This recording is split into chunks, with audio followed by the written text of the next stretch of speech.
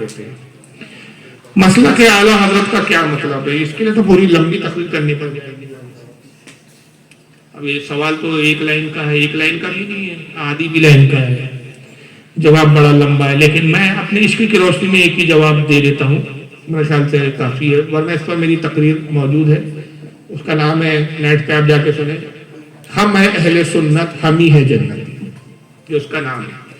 تو اس میں مسئلہ کے اعلیٰ حضرت کے اوپر میں نے اچھا خاصا بولا ہے۔ مسئلہ کے اعلیٰ حضرت صرف ایک جملے میں اگر میں کہوں کہ مسئلہ کے اعلیٰ حضرت کیا ہے، یہ سوال یہی ہے، تو جواب یہ ہے کہ منشاء الہی کے مطابق رسول اللہ سے محبت کرنے کا نام مسئلہ کے اعلیٰ حضرت۔ منشاء الہی کے مطابق رسول اللہ سے محبت کرنے کا نام مسئلہ کے اعلیٰ حضرت، اور ہر بد عقیدے سے بیزاری کرنے کا، ہر نبی کے گستاخ سے دوری اختیار کرنے کا نام مسئلہ کے اعلیٰ حضرت ہے۔ مسجد میں قرآن پاک اونچی آواز میں پڑھنے کا کیا مسئلہ ہے جبکہ نمازی نماز پڑھ رہا ہوتا ہے؟ مسجد ہی نہیں، آپ اگر اپنے گھر کی چھت پر قرآن اتنے زور سے پڑھ رہے ہیں، درہ مختار وغیرہ میں یہ مسئلہ باقاعدہ لکھا گیا ہے، بحر الرائق میں بھی ہے یہ، کہ اگر کوئی شخص اپنے مکان کی چھت پر اتنے زور سے پڑھے گے، لوگ آ رہے جا رہے ہیں، خرید و فروخت میں لگے ہیں، تو وہ جو قرآن پڑھ رہا وہ گناہگار ہوگا، نہ کہ وہ لوگ جو آ رہے جا رہے ہیں۔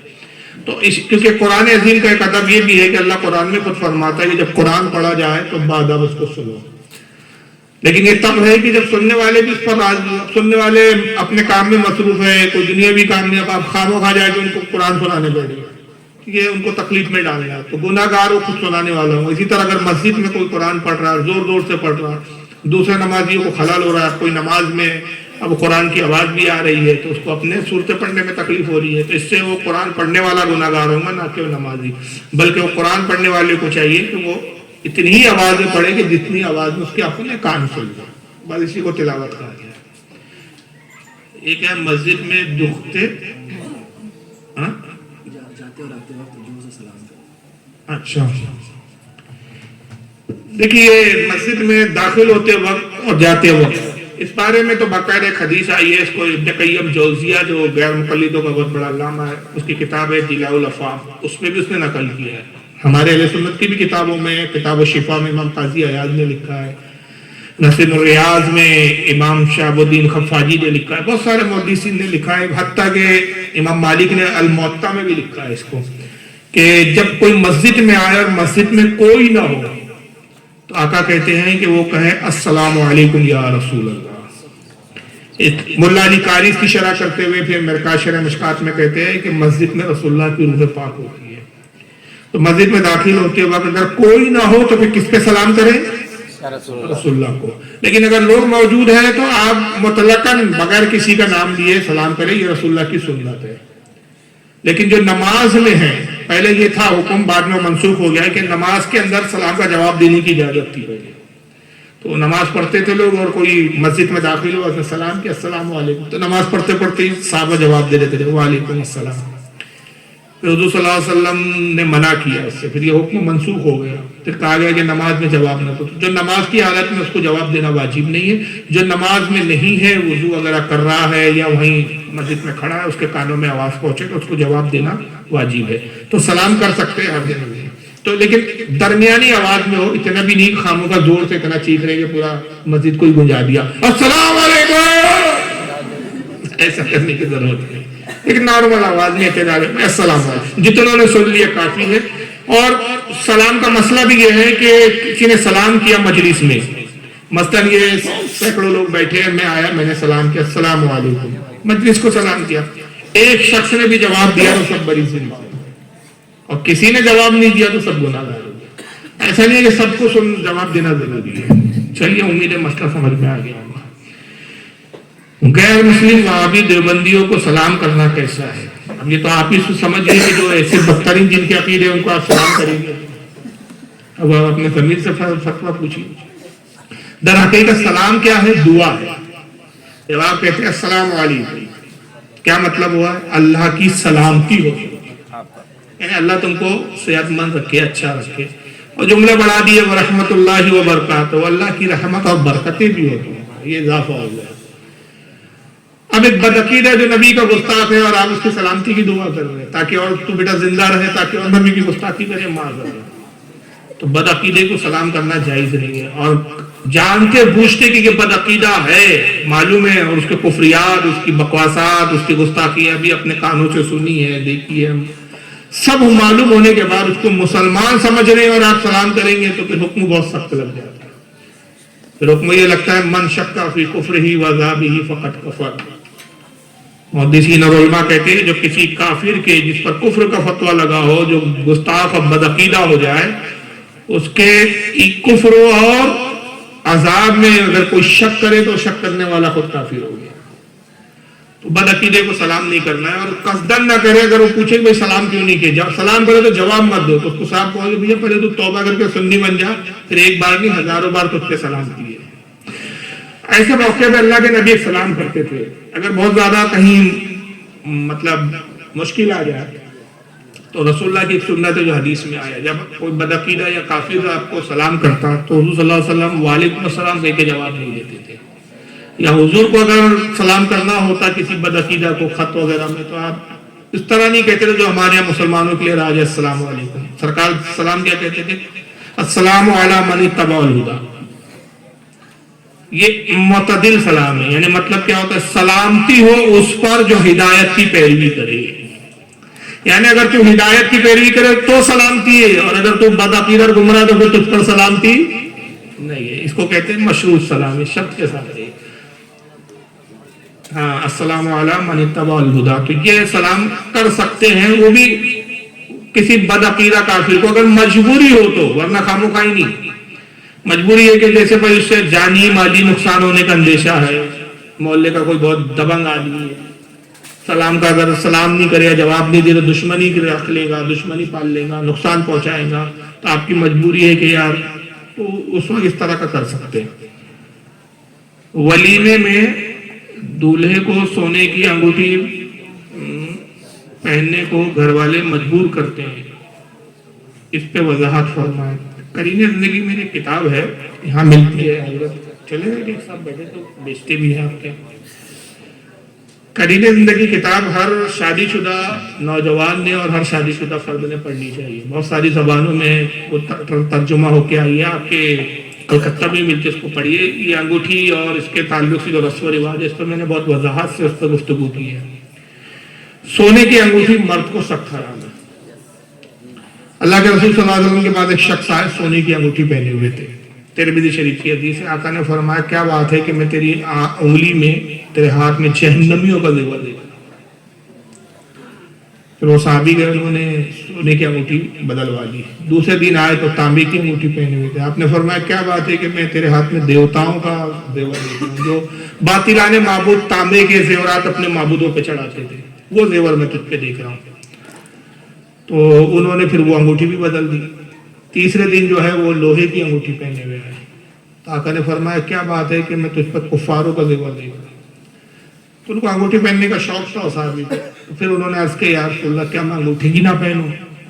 فرمایا اگر تیرا جی چاہے انگوٹھی پہننے کا تو چاندی کی ایک انگوٹھی بنا لے اور 4.5 ماشا سے اس کو زائد نہ کرنا. 4.5 ماشا کتنا وزن ہوتا ہے ابھی مجھے ایگزیکٹ یاد نہیں، کتاب میں کیلکولیشن کر کے لکھا ہوا ہے کہ کتنے گرام ہوتا ہے. ہمارے یہاں گرام چلتے ہیں، تو گرام میں کتنا ہوتا ہے. چاندی کی ایک انگوٹھی اور ایک نگ کی ہو. کتنی ہو؟ ایک نگ، اس میں نگ بھی 2-4 نہ ہو. ایسی ایک انگوٹھی مرد کے لیے، چاندی کی ایک انگوٹھی ایک نگ والی حلال ہے. 2 چاندی کی پہننا بھی اس کے لیے جائز نہیں. سونے کی تو قطعاً حرام ہے. البتہ عورتوں کے لیے سونے کے زیورات، سونے کی انگوٹھی پہننا جائز ہی نہیں بلکہ مستحب ہے. حضرت مولا علی فرماتے ہیں کہ اللہ کے نبی نے مجھے حکم دیا، کہا کہ علی اپنی بیوی کو حکم دو، اپنے گھر والیوں کو حکم دو کہ جب وہ نماز پڑھے تو زیورات سے اپنے آپ کو آراستہ کرے، کہ جو اللہ نے اسے زینت دی ہے اس کو اللہ ہی کی بارگاہ میں ظاہر کرو. ام المومنین عائشہ صدیقہ فرماتی ہے کہ میں مکروہ سمجھتی ہوں اس عورت کی نماز کو کہ جو زیورات نہ پہنے اور اسی طرح بیواؤں کی شکل بنا کے نماز پڑھے. تو کسی نے عرض کیا کہ ام المومنین اگر کوئی مسکین اور غریب ہو تو فرمایا کم از کم دھاگے کا ایک ڈورا ہی ڈال دے. تو عورت کا زیور پہننا مستحب عمل ہے، اور شوہر کے لیے، شوہر کو خوش رکھنے کے لیے اگر وہ سجتی ہے دجتی ہے، شریعت نے سجنے دجنے سے منع نہیں کیا. फैशन से मना नहीं किया। उसी को अंग्रेजी में फैशन बोलते, उर्दू में सजना धजना सवरना बोलते, उसी को इंग्लिश में क्या बोलते? फैशन। अच्छा कपड़े पहनना, खूबसूरत दिखना।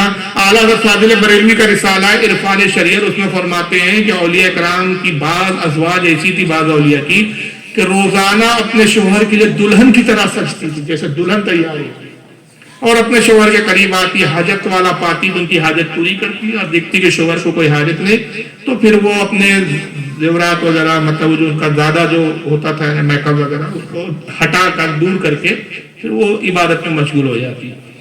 तो औरतों को सजना संवरना ताकि उनके शोहर उनकी तरफ मायल रहे, ये भी औरतों के लिए नेकी बताया गया है। बल्कि ये कि औरत गंदी संदी घर में रहे तो इसको मकरूह फरमाया गया। बल्कि उलमा यहाँ तक फरमाते हैं कि अगर कोई शोहर किसी दूसरी औरत की तरफ मायल हो जाता है और वो औरत घर में गंदी संदी रहती है कि मर्द की उसकी तरफ तवज्जो ही नहीं रहती है, इस तरह रहती है कि मर्द का मतलब उसको रग़बत ही ना हो, और वो शख्स किसी दूसरी औरत के साथ बदकारी करे तो उस गुनाह में उसकी वो बीवी भी शरीक है। कि अगर वो सच धज के संवरती, अपने शोहर को अपनी तरफ रिझा के रखती तो शोहर वो गुनाह की तरफ मायल ना होता। अगर माँ बहनें सुन रही हो तो जाने कि इस्लाम में जेवरात पहनने से, सजने से, संवरने से मना नहीं किया। सिर्फ मना क्या किया? किसी से बेपर्दगी से। अल्लाह ने फरमाया कि अपना सिंगार, कुरान में मफहूम आयत का, अपना सिंगार जाहिर ना करे सिवाय अपने शोहर को। शोहर पर सिंगार जाहिर करे, गैर मर्दों के लिए सजना नहीं है। गैर, लेकिन अजीब मामला है, दूसरे मर्दों को दिखाना तो बड़ी सवार सज के जाएंगे, घर में वैसी एकदम सड़ी पड़ी रहेंगी। यानी मियाँ के लिए गंदगी है, दूसरों के लिए खूबसूरती है, साफ सफाई है जी।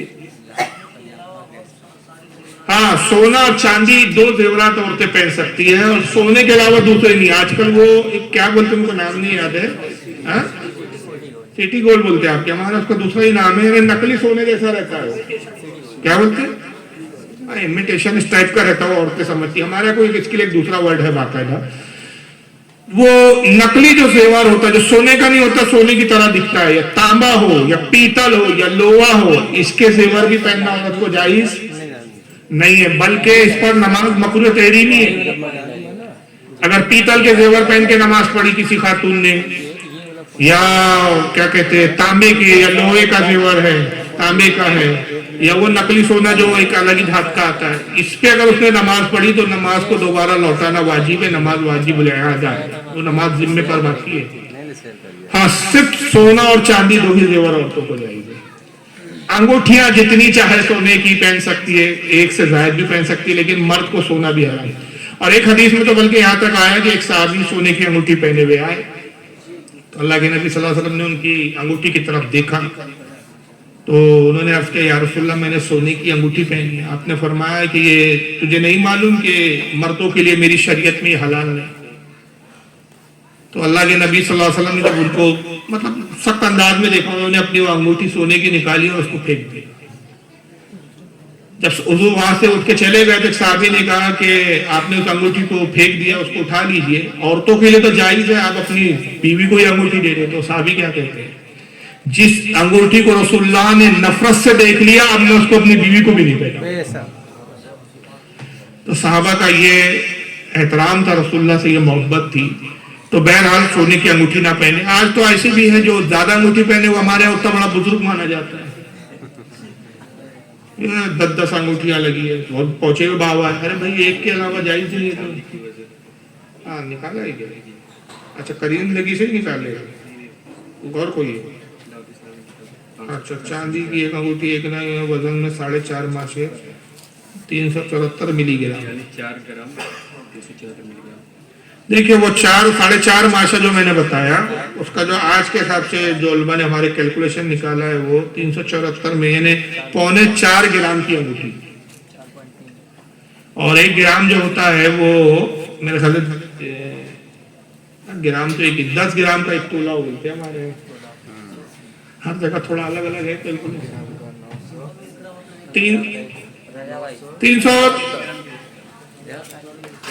374 375 पकड़ लो, मतलब 4.25। तो ग्राम कितना हो गया टोटल?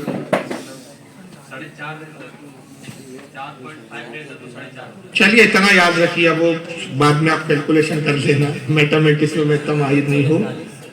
374 मिलीग्राम चांदी की अंगूठी, इतनी मर्द को इजाजत है, उससे ज्यादा की इजाजत नहीं है। अल्लाह आलम सुम्मा रसूलुल्लाह। जी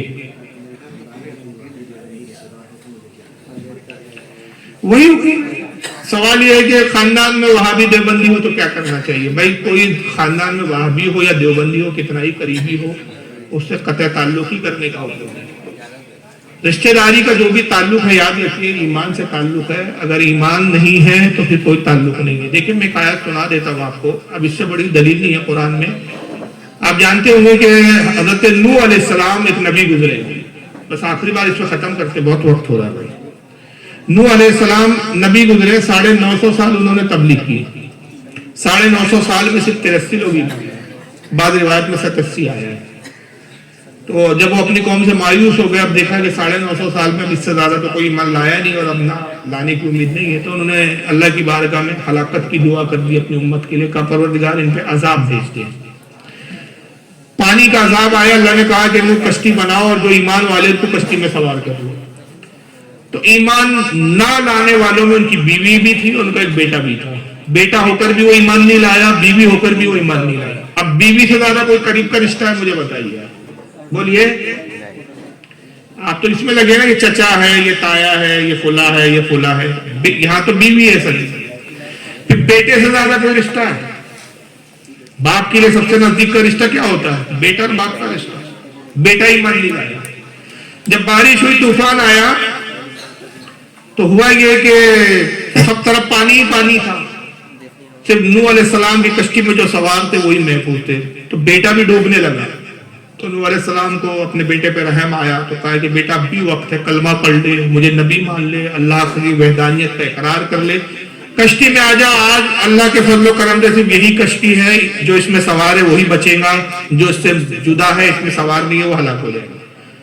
बेटे ने कहा कि मेरे बाप मैं ईमान तो नहीं लाऊंगा, वो ऊंचा एक टीला दिख रहा है वहां जाऊंगा, वहां पानी नहीं आएगा। वो टीले पे चढ़ने लगा, बारिश बड़ी, पानी बढ़ता रहा, पानी का लेवल बढ़ते बढ़ते टीले तक आया, आखिर में डूबने लगा। वो टीला भी पानी में डूब गया।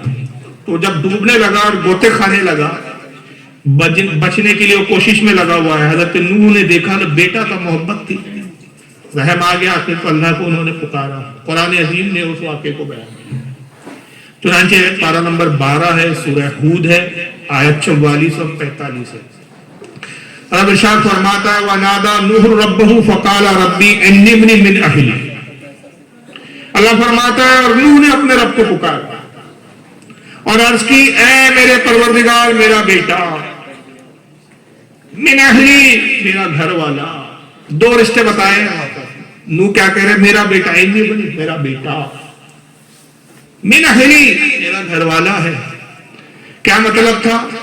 ए परवरदिगार, मेरा बेटा है, बचा ले, मेरा घर वाला है, मेरा नसब हसब खानदान इसी से चल रहा है। व इन्ना वादकल हक़ व अंत अहकमुल हाकिमीन, बेशक तेरा वादा सच्चा है मगर तू हिकमत वाला है, हुक्म वाला है। तो कादिर है मौला, मेरा बेटा है, बचा ले। और आपने क्या जवाब दिया? वो तारिक जमील वाली बोली नहीं थी, एक दूसरे के लिए गुंजाइश रखो, अपने अपने अकीदे पर कायम रहो, ले लो अपने बेटे को कश्ती में, बचा लेंगे, वो अपने अकीदे पे रहे, नो तुम अपने अकीदे पे रहे। नहीं, बल्कि कुरान क्या कहता है? अल्लाह ने फरमाया काला या नूह इन्नहु लैसा मिन अहलिक, ऐ नूह वो तेरा हरगिज घर वाला नहीं, तेरा खानदान वाला नहीं। क्यों? इन्नहु अमलुन गैरु सालिह, इसलिए कि उसके अमाल, उसका अकीदा खराब है। ये अमल से मुराद अकीदा है, उसका अकीदा ही दुरुस्त नहीं। तो ऐ नूह वो तेरा घर वाला ही नहीं है। नूह कह रहे मेरा बेटा है, अल्लाह फरमा रहा तेरा बेटा ही नहीं। तो कुरान ने नबी की औलाद को नबी की औलाद तस्लीम नहीं किया जब वो अकीदे पे ना हो सही। तो जब नूह का बेटा नूह का नहीं हो सकता बदअकीदगी की बुनियाद पे, आपका और हमारे बेटे की क्या हैसियत है? हमारे और आपके रिश्तेदारों की क्या हैसियत है?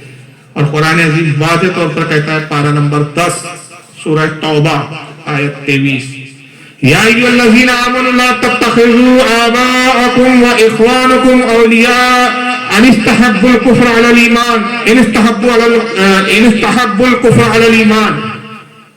और फरमाता है ईमान वालों, अपने बाप, सारे रिश्ते गिनवा दिए जो करीब के सबसे जो खून के रिश्ते हैं। या अय्युहल्लज़ीना आमनू, ईमान वालों, ला तत्तखिज़ू आबाअकुम, ईमान वालों अपने बाप, व इख़वानकुम, अपने भाइयों को, اولیاء دوست نہ سمجھو، اپنا قریبی نہ سمجھو، اپنا عزیز نہ سمجھو، تب ان استحب الکفر علی الایمان، کفر علی الایمان، اگر وہ ایمان کے مقابلے میں کفر کو پسند کرے. وَمَن يَتَوَلَّهُم مِّنكُمْ فَأُولَٰئِكَ هُمُ الظَّالِمُونَ، اور جو کوئی تم میں سے ان سے دوستی کرے، ان سے تعلقات رکھے، تو وہ اپنے آپ پر ظلم کرنے والا ہے، وہی ظالم ہے. تو یہ قرآن نے بتا دیا ہے کہ باپ کو باپ نہ سمجھو، بیٹے کو بیٹا نہ سمجھو اگر وہ ایمان کے مقابلے میں کفر کو پسند کرے. اور یہ قرآن عظیم ہے، یہ کوئی آپ پر میرا کلام نہیں ہے کہ یہ کہہ کے نظر انداز کر دو، چھوڑو یار یہ تو کہتے ہی رہتے ہیں. یہ وہ ہے جس پر ہمارا ایمان ہے، اور اگر ایمان نہیں تو پھر ہم مسلمان نہیں. اللہ تعالیٰ ہم سب کو دین پر استقامت عطا فرمائے. ارے سوال ہے ہی ابھی کتنے بجے تک چلتا ہے؟ نہیں مجھے حرج نہیں ہے، میں یہ سوچ رہا ہوں کہ لوگ تھک نہ گئے ہو، مجھے کوئی حرج نہیں ہے، میری تو